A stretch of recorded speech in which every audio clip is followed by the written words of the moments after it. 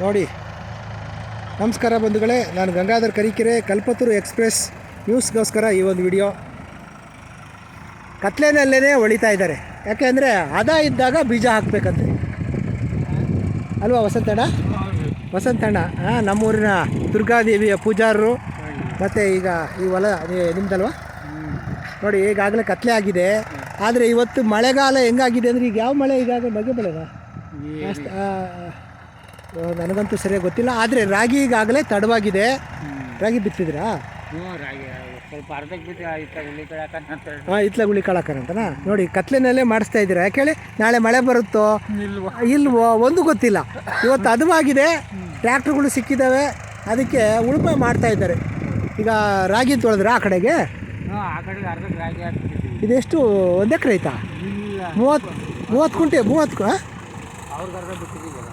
1 ಎಕರೆಲಿ ಅರ್ಧನಾ? ಹಾಂ ಸರಿ ಆಯಿತು. ನೋಡಿ, ರೈತರ ಬದುಕು ಎಷ್ಟು ಕಷ್ಟ. ಏನು ನೀವೆಲ್ಲರೂ ತಟ್ಟೆನಲ್ಲಿ ಮುದ್ದೆ ಇಟ್ಕೊಂಡು ಊಟ ಮಾಡಿಬಿಡ್ತೀವಿ ಗುಳುಮ್ ಅಂತ. ರೈತ ತನ್ನ ಹೊಲವನ್ನು ಟ್ರ್ಯಾಕ್ಟರ್ಗಳಿಂದ ಸಾಯಂಕಾಲ, ಈಗಾಗಲೇ ಸಮಯ ನಿಮಗೆ ಗೊತ್ತಿರೋ ಹಾಗೆ 8 ಗಂಟೆ ಆಗ್ತಾ ಬಂದಿದೆ.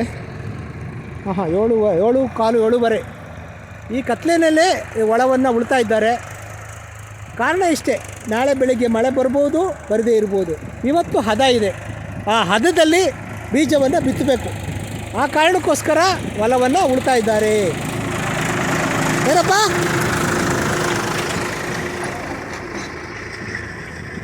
ನೋಡಿ, ಆ ಕಡೆ ಅರ್ಧಕ್ಕೆ ರಾಗಿ ಬಿತ್ತಿದ್ದಾರಂತೆ. ಅಂದರೆ ದಕ್ಷಿಣ ಅರ್ಧಕ್ಕೆ ರಾಗಿ ಬಿತ್ತಿದ್ದಾರೆ, ಈ ಕಡೆ ಉತ್ತರ ಅರ್ಧಕ್ಕೆ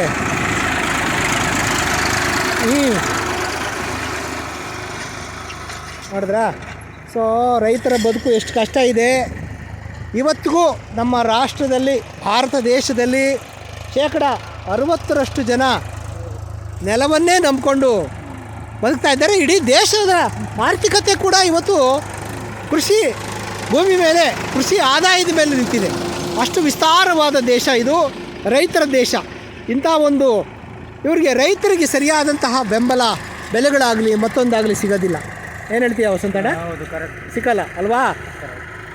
ನೋಡಿ, ಈ ಥರ ಬೆಂಬಲ ಬೆಲೆ ಸಿಗೋದಿಲ್ಲ ರೈತನಿಗೆ. ಕೊಬ್ಬರಿ ಇವತ್ತು 9,500, 400, 300, ತಿರ್ಗಾ 8,000 ಇಳಿದೋಗ್ಬಿಡುತ್ತೆ. ಈ ರೀತಿಯಾದಂಥ ಒಂದು ವ್ಯವಸ್ಥೆ ಇದೆ.